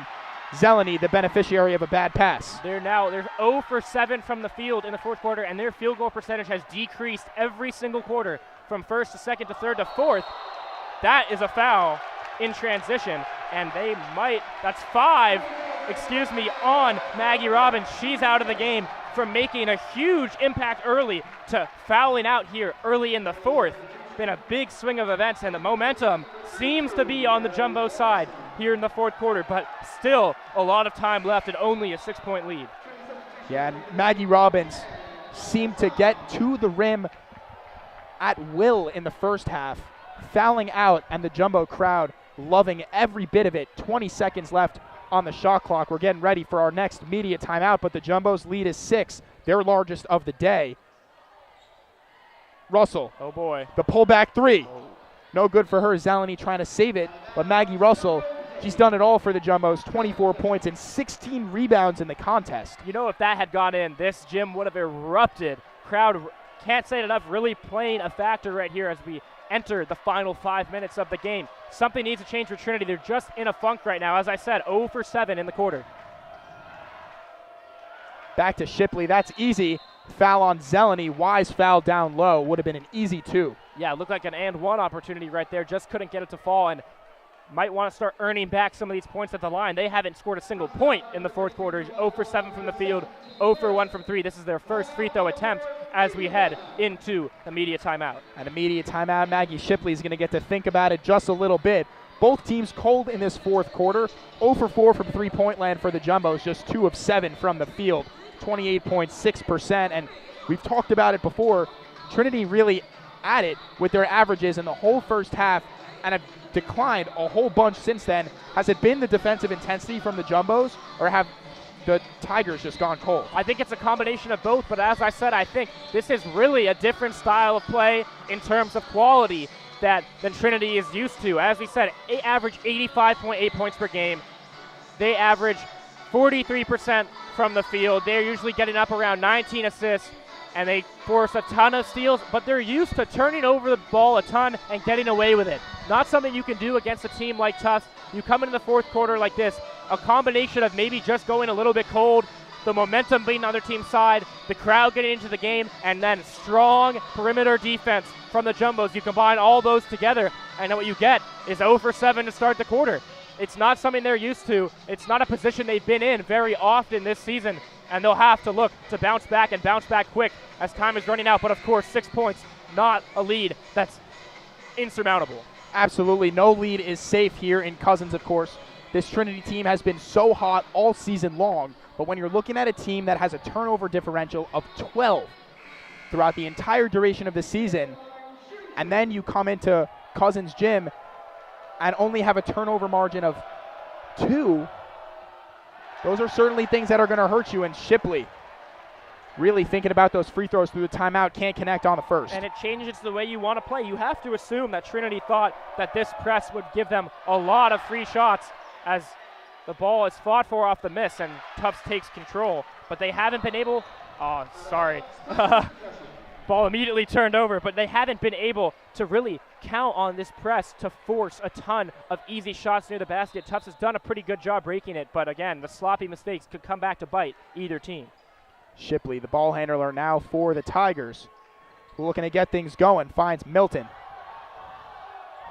Milton trying to create her own shot. Nice move. Off the glass and no good. Grabs her own rebound. It's going to be a jump ball. Well done by the Jumbos and Milton. getting in there with the hustle play. Possession arrow will flip. And probably the most physical game I've witnessed from the Jumbos all season long, and credit to Trinity for really forcing the issue on that.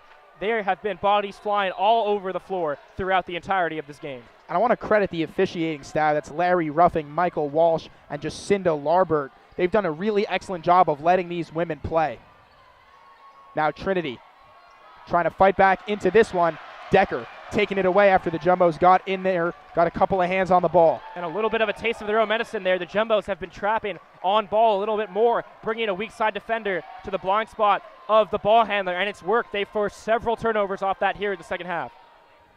Zeleny up top, and a hand check on Napoli.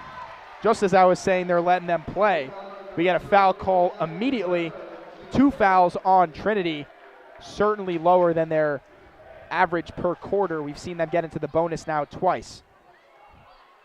4 minutes left to go here in Cousins. Annika Decker, the ball handler for Tufts.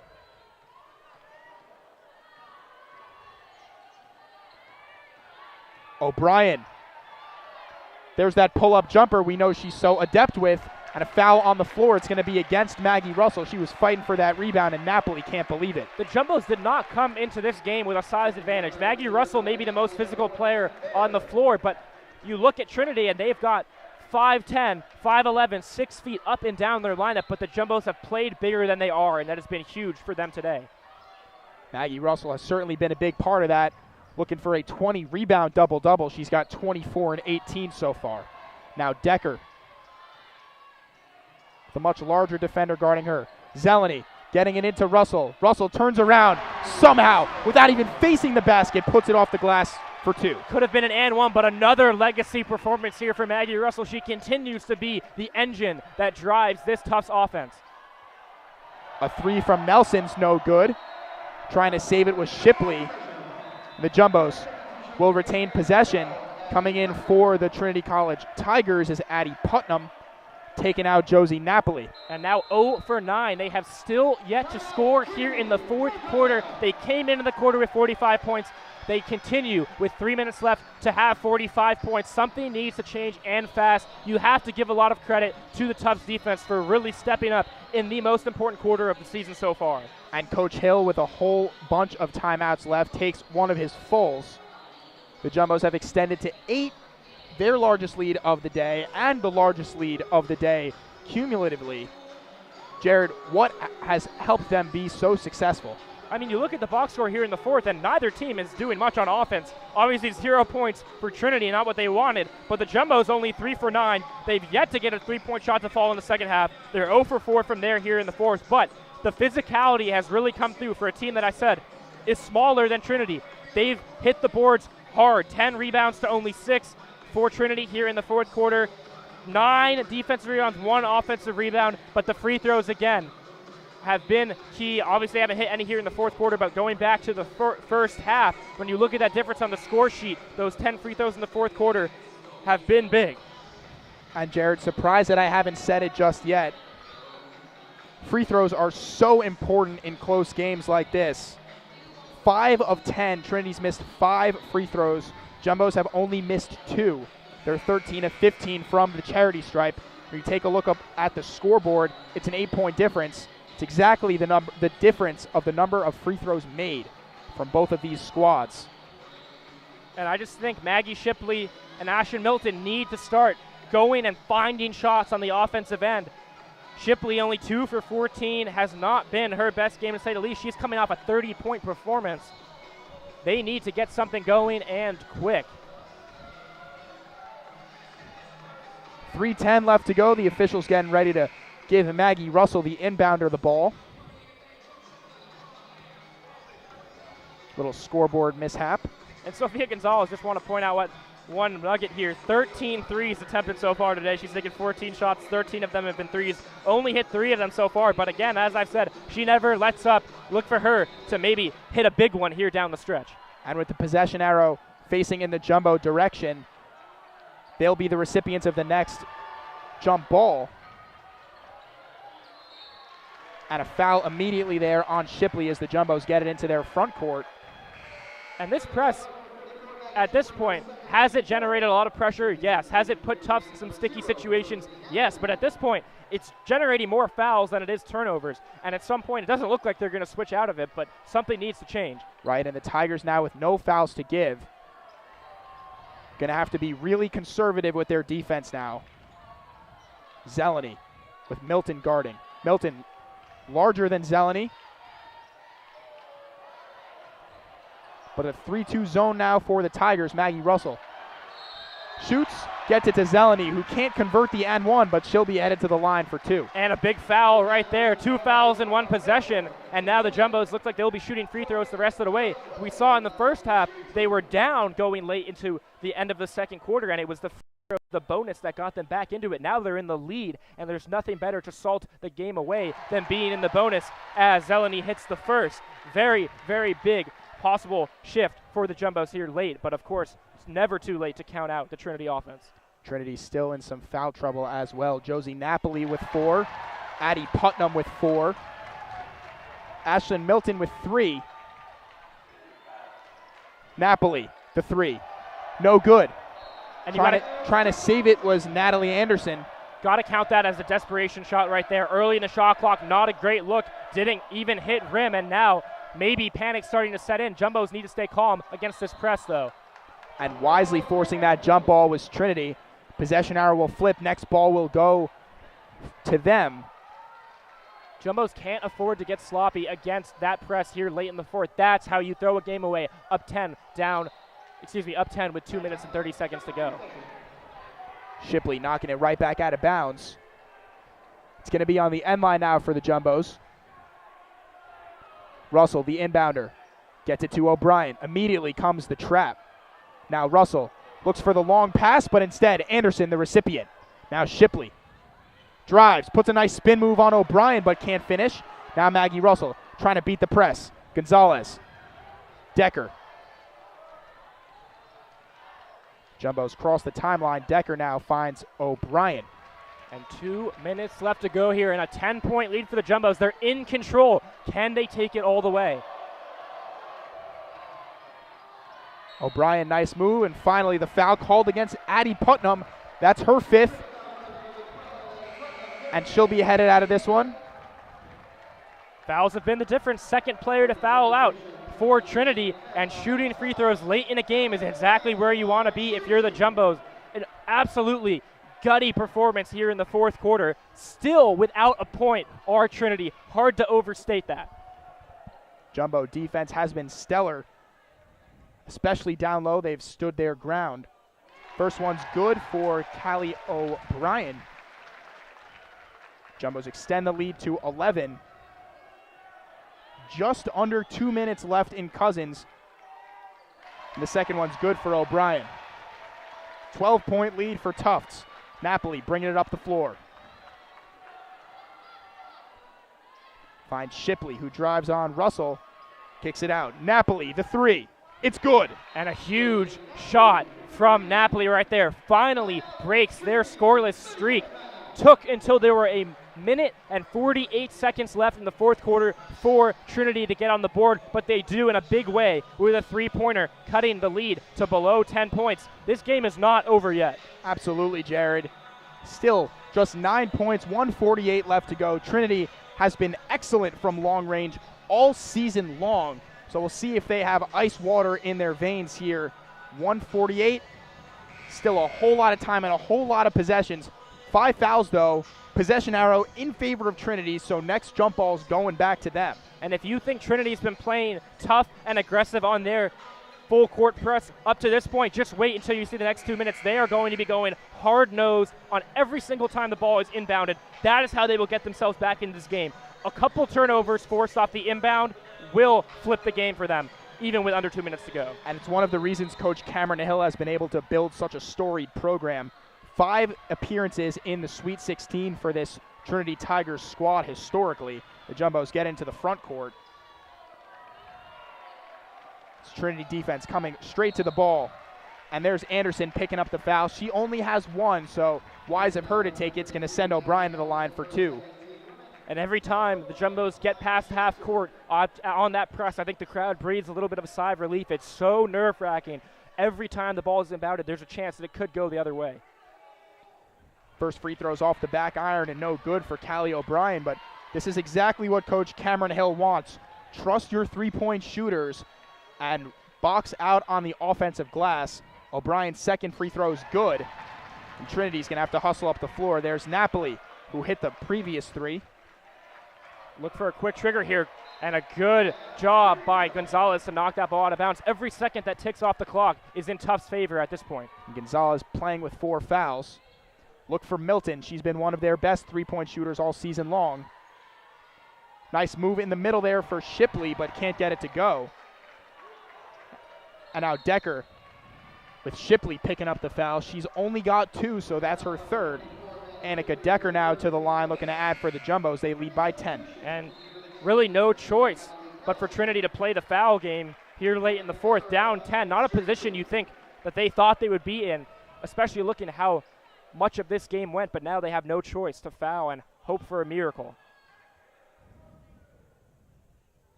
And Shipley, who's had a whole lot of the volume for the Tigers, takes a seat.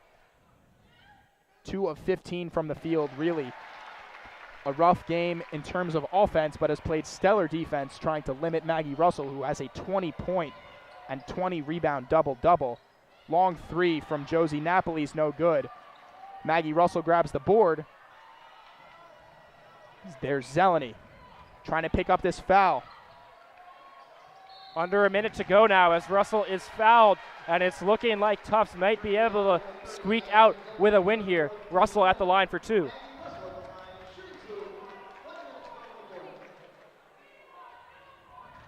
As the crowd chants, "We want Newport," they can taste the Elite 8.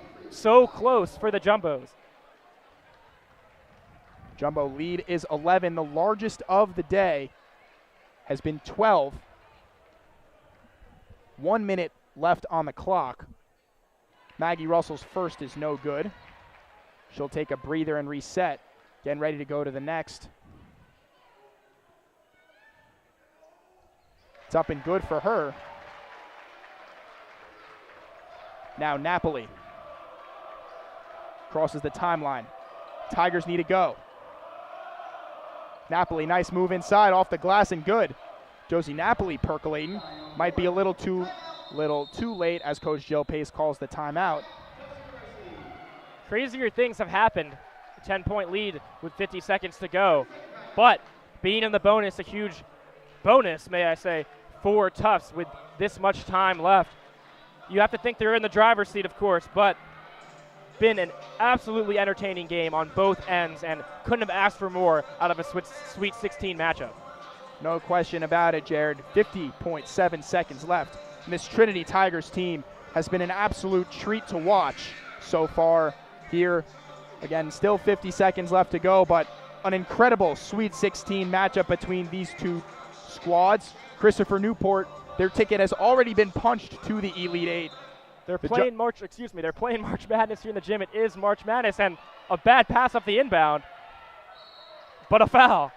Natalie Anderson fouling Maggie Russell all the way in the backcourt, bails her out just a little bit.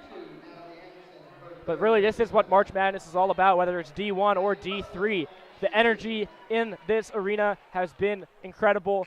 It's made for a really great game environment. All the fans who came out today rooting for their team, and they were not disappointed with the matchup that they got.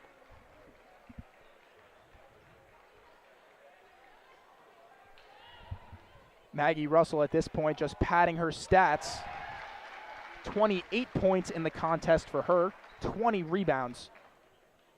An all-time performance from an all-time great for this Tufts women's basketball program. 29 points for her now. Napoli picks up the pass. She's got to go. No foul from Gonzalez. She takes it right to the rack.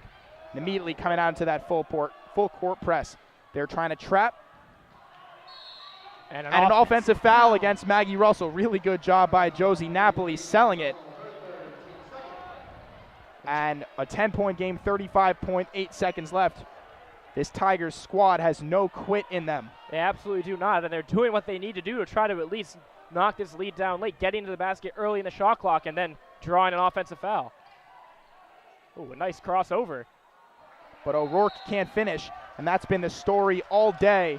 Trinity getting to the rack and struggling to finish. They've been cold since the beginning of the second half. Unfortunately, don't have first half, second half splits for you. But in the second quarter, rather going into the half, they were right about on par with their season average at 45%. Now falling below 33. So really gone cold. Yeah, really been a nightmare quarter for them on the offensive end. And then, of course, when you get into foul trouble early, it's so hard to dig out of that hole, and that's what we've seen. A lot to say about this performance, but we're not quite done yet.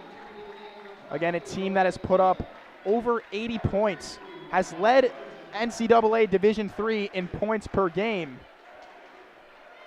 Held today and tonight here in Cousins to under 55. We're at 52 now. Maggie Russell, 31 and 21, an all-time great performance from her.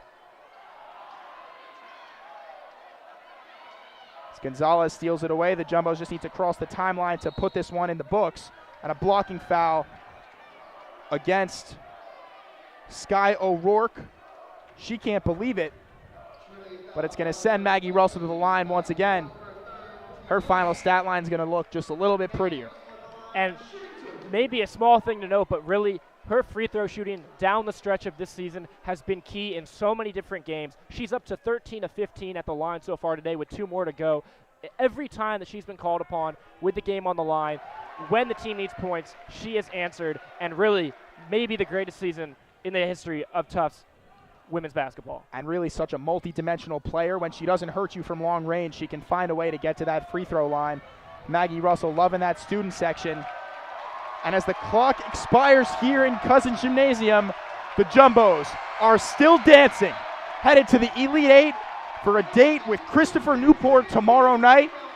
They beat the Trinity College Tigers and knocked them out of the NCAA Division III women's basketball tournament. The number 4 overall seed, 28-1, make that 28-2 overall. Their season wrapped up as the Jumbos take this one in underdog fashion. It's hard to overstate the performance that we just watched. An absolute back and forth affair throughout the entire game. Trinity took charge early in the first quarter, but the physicality of this Tufts team was really something to behold. One of the grittiest performances that I have witnessed. When you look at the stat sheet, did they shoot their best from the field? No. Did they shoot their best from 3? 4 of 26, one of their worst three-point shooting performances of the season. But when it came to the hustle stats, the rebounding margin, 47-30, you can't make that up. Defensive rebound, the advantage. Offensive rebound, they had the advantage, and they drew 31 free throw attempts compared to only 10 for Trinity. It was the hustle and the grit that won it for the Jumbos today, along with an absolute legacy performance from Maggie Russell. If she wasn't one of the greats in the Tufts program before this, she is now. She has been the engine that runs this team. It could not have been more true today, and what a season for her. They have a shot at the championship. And the Jumbos dominating the second half, 32-18, gives them a win over the Trinity Tigers. Again, final score 65-52. For all of us here at JumboCast, this has been an incredible game.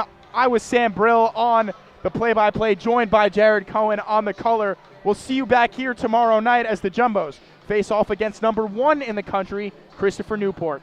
Thanks for joining us, and please stay home safely.